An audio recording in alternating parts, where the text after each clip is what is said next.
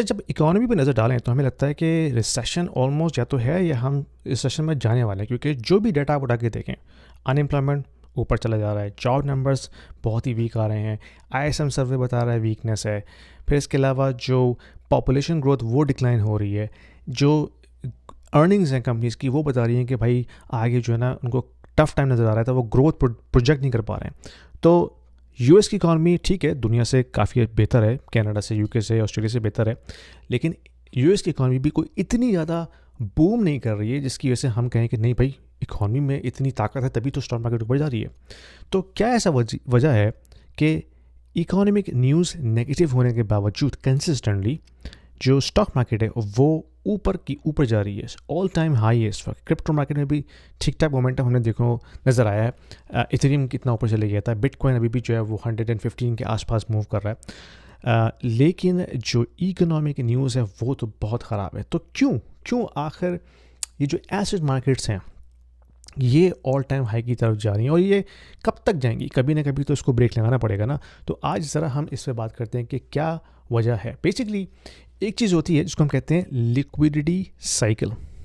ठीक है, बेसिकली क्या है, अगर मैं आपको आम अल्फाज में समझाऊं कि जिस तरह एक ग्लोबल सिस्टम है ना, आपका ग्लोबल सिस्टम के अंदर मनी फ्लो करती है, ठीक है, उसके बहुत सारे सोर्सेज होते हैं, और वो जो मनी फ्लो है ना उसको हम कहते हैं लिक्विडिटी। और वो लिक्विडिटी जो है वो एसेट मार्केट को जो है ना पम्प करती है, जिसमें ऑफ कोर्स रियल एस्टेट भी शामिल है, जिसमें स्टॉक्स शामिल हैं, जिसमें bitcoin and other crypto assets भी शामिल हैं।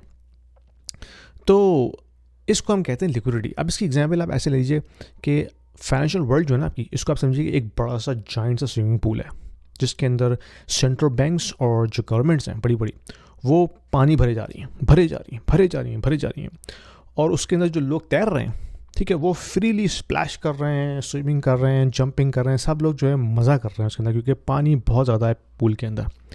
और यही वजह है कि जब कभी लिक्विडिटी आती है मार्केट में तो हर स्टॉक, हर एक्विटी मार्केट, हर क्रिप्टो, हर रियल एस्टेट जो है ना ऊपर जाना शुरू हो जाती है। कनाडा की रियल एस्टेट मार्केट, उसका कुछ हम बाद में जिक्र करेंगे। अभी मैं फोकस कर रहा हूँ ग्लोबल मार्केट्स के ऊपर, ख़ास तौर पे कि यूएस की मार्केट जो सबसे बड़े हब है फाइनेंशियल मार्केट का। तो जब लिक्विडिटी आती है तो यही होता है। लेकिन अगर हम उस जायंट स्विमिंग पूल से पानी निकालना शुरू कर दें, ठीक है, आप उसका ड्रेन ऑन कर दें और पानी आहिस्ता आहिस्ता निकलना शुरू है, तो फिर क्या होता है, सारे के सारे जो लोग तैर होते हैं वो नीचे ज़मीन बढ़ जाते हैं।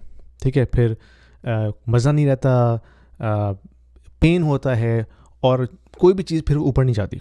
तो फाइनेंशियल मार्केट्स का भी यही कि जब लिक्विडिटी पुल होती है ना, तो जो एसेट्स उस पर मज़ा कर रहे होते हैं ना, वो सब के सब बस्ट हो जाते हैं, and you see a big crash in the market. ठीक है, तो इस वक्त जो सिचुएशन है ना मार्केट के अंदर, वो ये मैं बता रही है कि हम ये जो पूरी साइकिल होती है ना लिक्विडिटी की, अगर आप ग्राफ देखें तो आपको नजर आएगा एक साइनोसाइडल वेव है। और इस वक्त जो है हम अकॉर्डिंग टू माइकल होवल, जो कि एक बहुत बड़ा नाम है मैक्रो वर्ल्ड के अंदर, उसकी जो रिसर्च है ना ग्लोबल लिक्विडिटी के ऊपर, वो I think one of the best in the market. उसके मुताबिक वो कहता है कि हम 3 साल ऑलरेडी इन हैं इस लिक्विडिटी साइकिल के अंदर, जिसमें कि लिक्विडिटी जो है ना वो पंप हो रही है। और जब लिक्विडिटी पंप होती है तो every asset class tend to takes its share. ठीक है, पैसा आ रहा है, मार्केट्स फील करती हैं स्ट्रॉन्गर, और जो लोग हैं उसमें ऑफकोर्स इन्वेस्ट करके पैसा बनाते हैं। अच्छा, अब इसको ड्राइव करने का जो इंजन है वो क्या है? नंबर 1, जो दुनिया में डेट का प्रॉब्लम है ना, वो एक सबसे बड़ी वजह है। यानी कि अगर हम पेंडेमिक के दौर में चले जाते हैं तो उस दौरान जितनी भी बड़ी बड़ी गवर्नमेंट्स थी और कॉरपोरेशंस थी, उन्होंने ट्रिलियंस ऑफ डॉलर जो है वो बोरो किया। तो ये नया डेट इशू किया और मार्केट से बोरोइंग की, और ऑलमोस्ट उस वक्त जो रेट था वो ज़ीरो था। ठीक है, अब 5 साल गुजरने के बाद इंटरेस्ट रेट ज़ीरो नहीं है। और याद रखिए कि ये जो बोरोइंग का रेट होता है ना, ये मार्केट तय करती है, फेडरल रिजर्व तय नहीं करता।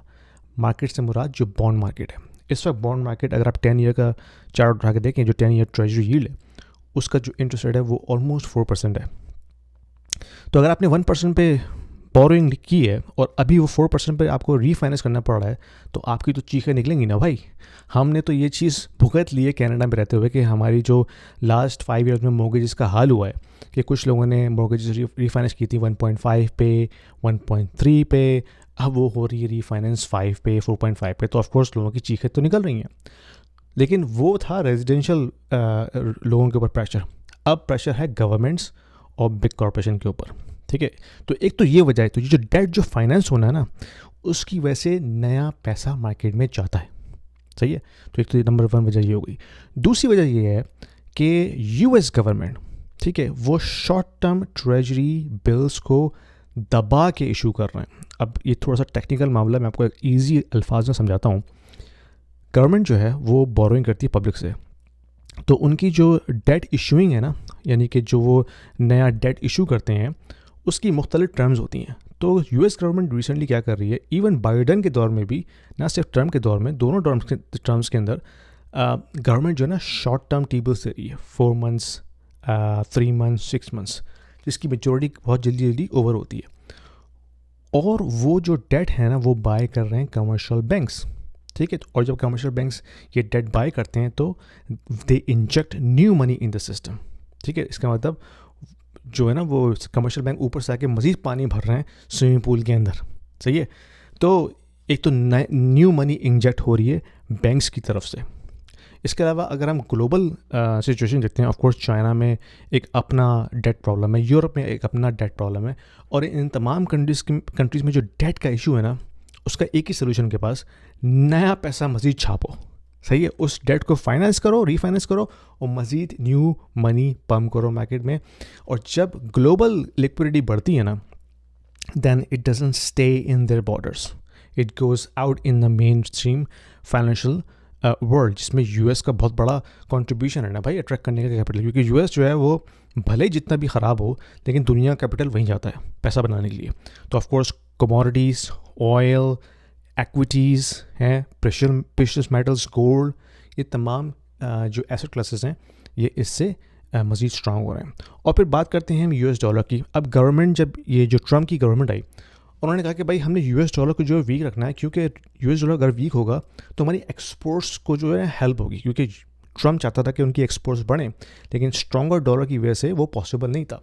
तो उनकी अपनी खुद ख्वाहिश है कि यूएस डॉलर वीक हो, लेकिन क्योंकि दुनिया भर से पैसा यूएस में जा रहा है, तो उससे यूएस डॉलर की डिमांड काफ़ी ज़्यादा है, जिसकी वजह से वो एक सपोर्ट प्रोवाइड कर रहा है यूएस डॉलर को। तो यूएस डॉलर जो है ना अभी भी अंडर 100 है, लेकिन वो वहीं के आसपास मूव कर रहा है। That is telling you that US dollar still has a lot of strength.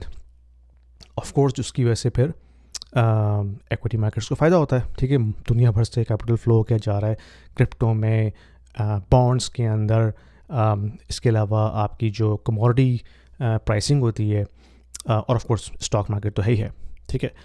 अच्छा, अब मुझे पता है कि आप कह रहे हो यार ये इतनी कॉम्प्लेक्स चीज़ें बता रहा है ये बंदा, यार मैं इसको कैसे समझूं भाई।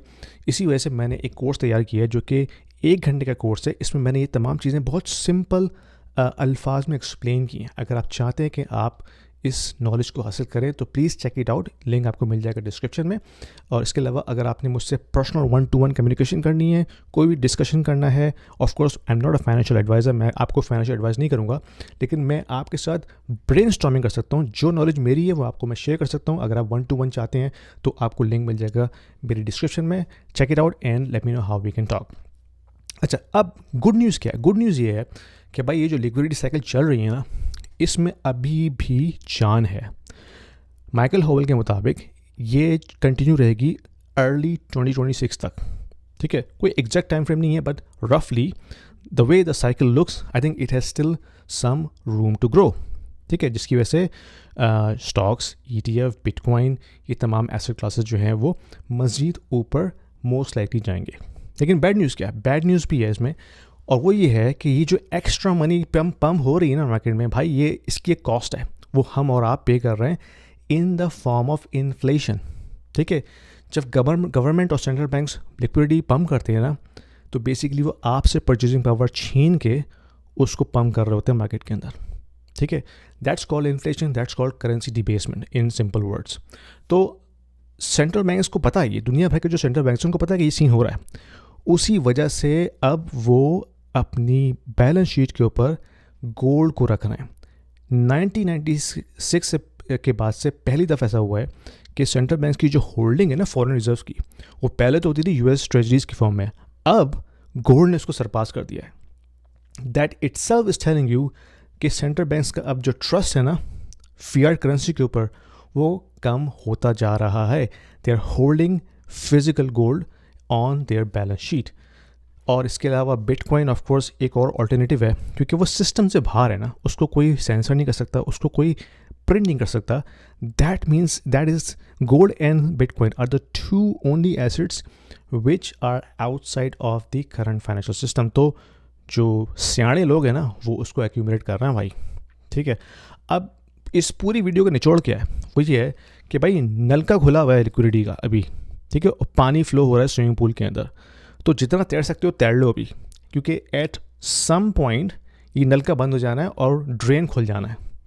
तो जब ड्रेन खुलेगा तो फिर जो है ना पता चलेगा कौन कौन नंगा नहा रहा था उसके अंदर।